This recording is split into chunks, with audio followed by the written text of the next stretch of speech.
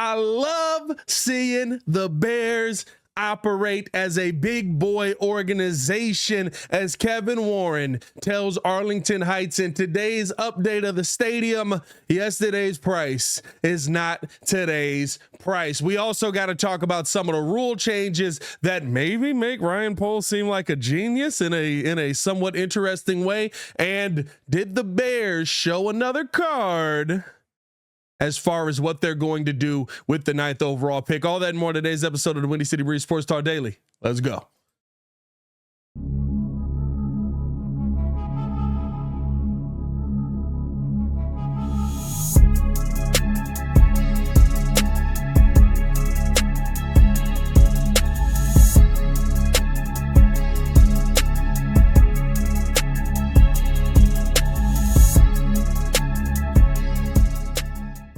Now, if you are new to the channel, please like the video. Please subscribe to the page. We do talk Chicago sports daily on this channel. Only channel talk Chicago sports, how Chicago talk. So make sure that you get in tune with us. And if you want to be tuned in with our daily Monday through Friday podcast, check out the Patreon link in the description below. Unfortunately, we had to take it over to Patreon because YouTube still continues to act like a bunch of I can't say the words. I'm not gonna be mean and get the whole channel took down, but y'all know what it is. Check the Twitter for all the updates on the latest stuff going on with the YouTube monetization. Kevin Warren updating on the stadium says that the plan is, as of right now, to have shovels in the ground for Chicago's lakefront later this year. Doesn't matter the Arlington Heights tax breaks.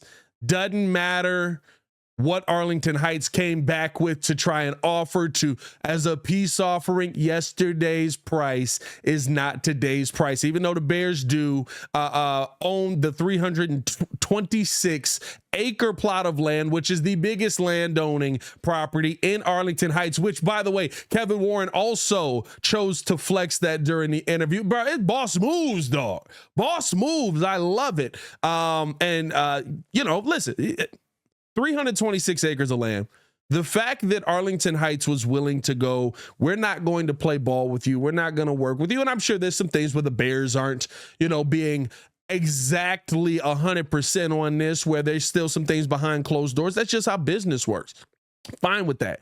But that you thought $197 million, $197.2 million purchase was going to stop the Chicago Bears from being the Chicago Bears, and that we have a president now that's going to accentuate that. Listen, I love how Kevin Warren is going about this, and it seems like we may be continuing to get a stadium on the lakefront. In a quote, he said, "It'll set the city up for greatness for the next 100 years. If you go back and look at Daniel Burnham's plan in 1932, you're talking about a vision." He set the vision for the World's Fair, and everything is in place. I think the area at the museum campus is the most beautiful piece of property that in the country, that we'll be able to build a campus together with the museums, with the stadium, with the lake, with the downtown on the backdrop, and be able to enjoy Chicago like we should be able to enjoy Chicago. And I love the fact that he wants to keep it downtown. I didn't care one way or the other. Arlington's fine with me. I just want you to win in it.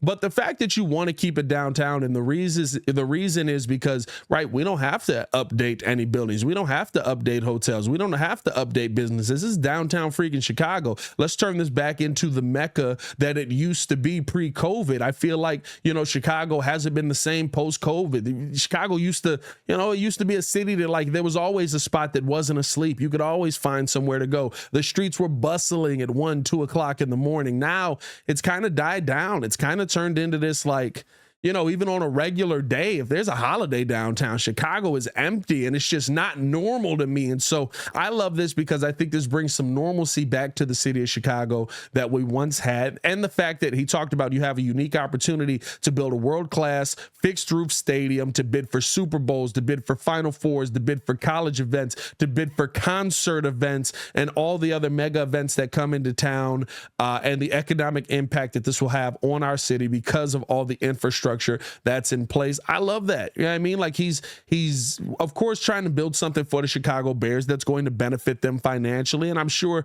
it'll be a little bit more interesting that they'll get a certain cut of that. They won't get the full cut because who will own the stadium, who won't own the stadium, all of that.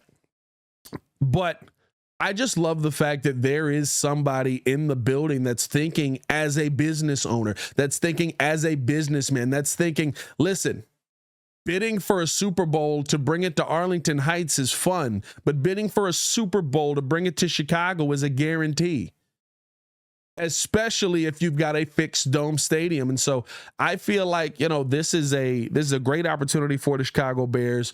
If they are going to do this thing downtown, it seems like some of the another thing that we did here, Kevin Warren says that he is going to have plans and videos out for the possible new stadium. So to be on the lookout for that as well. And that there's some real momentum to this. This is not him trying to do a power play on Arlington Heights. I think Arlington Heights might have tried to do the power play, and now you're at a point where it's a swing and a miss. And so, listen, if this is where you're at, I'm not mad at it. I think that this is a great opportunity for the Bears to go out there and, build something as a part of the city of Chicago that can be great. I think traffic is going to be a nightmare. I do still think that, right? Maybe we can fix something, work on something with the roadways or something like that. Let's see if we can all package all of that in, because I think traffic on LSD is going to be an absolute nightmare at this point. But let me know how you guys feel on the stadium deal. Do you like the fact that Kevin Warren listen, power play, baby. I love it. Let's keep it going. Let's make the moves that we need to make. Let's get this thing done. Also, couple of different rule changes coming in. I wanted to bring one of these to the forefront because I think it may be some interesting foresight. Now, I'm kind of tongue-in-cheek with this, but there could be a benefit to the Chicago Bears in a way that maybe most people haven't thought about. Now, some of the rule changes are, listen, the hip drop tackle one, yes, guys get hurt, but I'm kind of intrigued to see how guys are going to be able to tackle with that being a rule, because now you're leaving it up to ref interpretation. We know how that goes. That's never fun.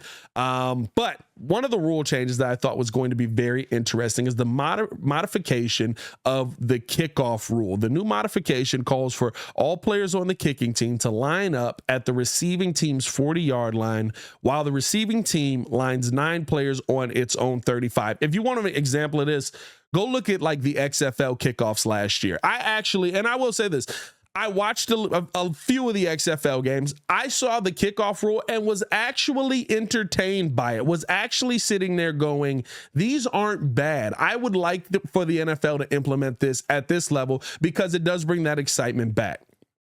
I'll continue to read how it's going to be set up here. 2 men will line up as returners downfield. The kicker will still kick off from his own 35. The kickoff team's defenders wouldn't be permitted to move until the ball lands on the ground in the landing zone, which is inside the receiving team's 20-yard line. If the ball lands short of the landing zone, the ball will be moved to the receiving team's 40-yard line, just as if the kickoff sails out of bounds. Touchbacks would be called for the ball to be moved to the receiving team's 30. This does 2 things for me, and I think it makes one person very interesting on the Chicago Bears. Number one, what this does is it makes kickers somewhat important again. We've gotten to a point where, yes, kickers are important as far as field goals and things like that, but kickoffs were just, how far can you boot it? Put it out of the back of the end zone. That's all we care about. We're getting up. We're going to get our popcorn. You're making this exciting again. And I think because of the fact that you're penalizing them almost to do a touchback. Put it at the 30. Unless you have a great defense, starting at the 30 is a good thing, right? You're starting your offense off in a great position. So now you have to have a kicker with a little bit of touch. You have to have a kicker with a little bit of feel. And you're going to start seeing guys that are going to get really, really good at dropping a bomb right on the 10-yard line and saying, bring it out, and we'll meet you on the line. Now, as far as the returners, I do think this brings returns back. We're probably going to have to throw some asterisks out there on some of the records that are going to be broken as far as the return game goes, right? I think that, we may be looking to see Devin Hester's record go to the wayside, because you're going to see guys being able to return the football at a high clip. You're going to have the guy returning the football with all of the momentum. He's going to be able to get a head of steam up because there's going to be so much space between him and the defender. And I think there's one player on the Chicago Chicago Bears that this may benefit. And if it does, Ryan Poles may have the greatest foresight of all time. This is now an opportunity on a kickoff where a ball can be kicked. It can land in front of the guy. Now, the defense gets to move when the ball lands in front of you. But then a receiver can take the ball into his hands, assess the field as he takes off, and use his incredible ability and speed to get past the defender, especially if you have a good special teams blocking unit and you open up a block. This may turn Velus Jones into the superstar that Ryan Poles thought he was getting, because now the kickoff rule is nothing but time. Now the kickoff rule is nothing but, oh, snap. Hey, I can catch this straight off the fly. Even if I drop it, they're not right in my face. We can make moves happen. Here we go. This may turn Velus Jones into the player you wanted him to be. And then on top of that, right, because the biggest question on Velus Jones was always, well, what's the point of having him on kickoff? They're just going to kick it over his head because it's more beneficial to do that. You can't kick it over his head anymore. You actually have to kick it to this guy. Now he's going to get an opportunity to get the ball in his hands, get ahead of steam, be able to get downfield, and probably make somebody miss. And on top of that, he's still 6 foot tall, right? I think he's 220, 225, big boy. So it's not going to be easy to bring him down with a head of steam. This may be finally the move that turns Velus Jones into the player that the Chicago Bears hoped they were getting. And if it does, Ryan Poles will have the greatest foresight of all time, because you know he's got to come out and be like, yeah, we saw this move coming a while ago. This is why we went out and drafted Velus. This is what we were waiting for. I know a lot of people had questions on this. Dog, I would die laughing. I would love it. So let me know how you guys feel about the new kickoff rule. Do you feel like this is going to benefit the Chicago Bears? I think this is going to benefit the Bears greatly. And it's going to be absolutely hilarious to see what this team does with it. Let's keep this thing going. Hit that like button, subscribe to the page, leave a 5-star review. Y'all know what to do. Want to finish it off with this. Matt Eberflus got a chance to talk to the media today, and I think he may have shown a little bit of what happened with that final card. We've all been asking, right? Feels like the Caleb Williams card is flipped. We know what the Bears are going to do at 1. I think most people are kind of in on that. All right, let's get excited. Here we go. The 9th overall pick. Are they trading back? What are they going to do? How are they going to attack it? Matt Eberflus actually got a chance to talk today, and he said in addition to the top pick, the Bears having the 9th pick in the draft, he believes that the Bears will focus on players that will either help the quarterback or affect the quarterback with the 9th pick. Now, to me, this screams offense. Now, realistically speaking, this could be defense. Having a great edge rusher as well on the other side does affect your offense. It gets you the ball back more. It puts you in more positions to go out there and be successful. Gives you more opportunities. Gives you more time. Me and Lance talked about this yesterday, right? When talking about how a defense actually impacts your game. Gives you so much opportunity. Gives you so much time.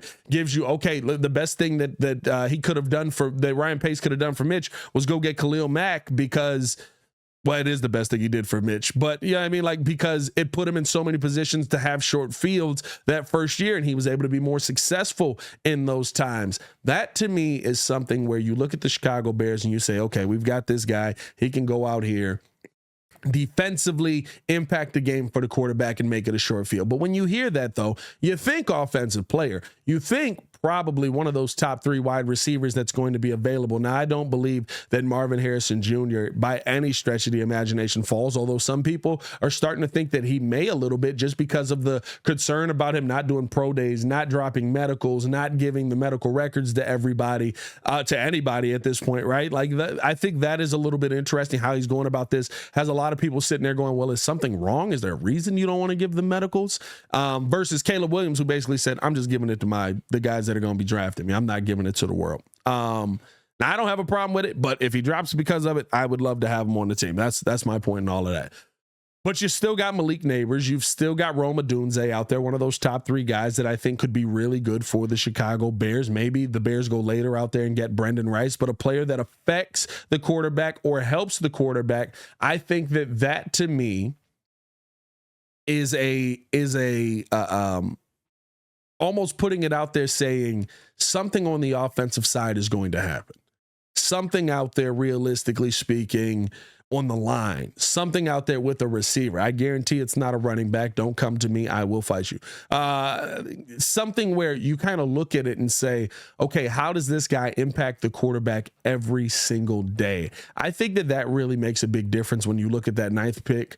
And it's the reason why I would love to see, while I think the receivers that are up there, amazing guys, but if you can utilize that to go out there and get possibly an Olufashanu, who I think has a little bit more deficiencies than Joe Alt, but still would be an upgrade over Braxton Jones, or if you go out there and you get that center of your future with Jackson Powers Johnson, I mean, listen, the 1 and 9 combination, none of us are complaining on any of it. None of us are sitting here going, my God, what are the Bears going to do? And we feel like there's going to be a miss there. I think all the names attributed to 1 and 9 right now are all names that we would be interested in. Even if they went out and added more draft capital, you're still interested in the names that are being attributed to that 9th pick, or maybe even later, 14, 15, right? And there's so many options that you can create off of that 9th pick. Now, I believe the best option, trade that 9th overall pick, you move down. You probably get a couple of picks in this year's draft, maybe a pick in next year's draft as well, depending on how far you'd move down. I wouldn't move far enough down to the point where you can't get Jackson Powers Johnson. I think you go out there, you grab him.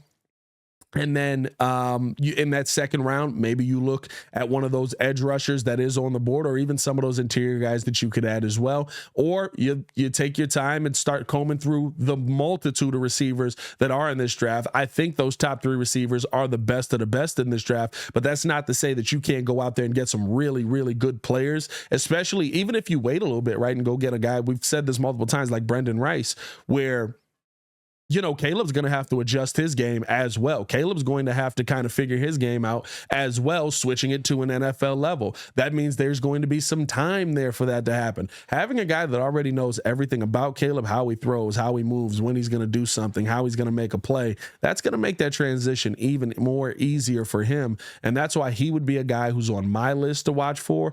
But I think that the fact that we know at least that it's going to be somebody who's going to either go out and directly impact the quarterback, or is going to be able to affect the quarterback. I think that, listen, saying a lot without saying anything is what they did, but maybe they showed a little bit of a card there. And I'm not mad at it. Had a stroke right there. I'm not mad at it either way. I think that the Bears are just in a great position with the draft capital and how Ryan Poles has positioned this team moving forward. I love what this team is becoming, and I hope that this team takes the next step, man. But hey, I do want to know how you guys feel. Let me know in the comments below. I'll be down to talk with you as well. What do you think about the Chicago Bears and what they'll do at 9? What do you think about the new kickoff rule? And what do you think about Kevin Warren going out there and absolutely saying to Arlington Heights, hey, listen, y'all playing our game and you're not playing the game at all. I love it, dog. I love it so much.